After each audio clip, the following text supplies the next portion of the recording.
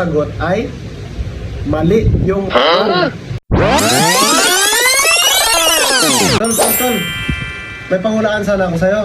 Kung masagutan mo, may 5 ka sa akin. Yun, no? 5. Sige, basta mali lang, ha? Ako bahala. Wow. May panghulaan ko sa'yo, tol. Ano yung mabigat? Piso o barko? Puga. Sabi mo madali. Ay, ang grade 1 lang ang natangan yan.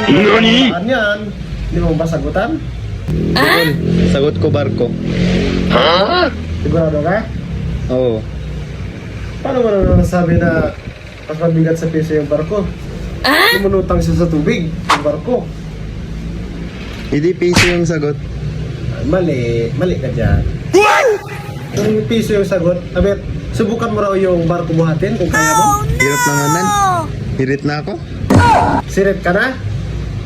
Ang tamang sagot ay mali yung tanong. What? Ang daya mo.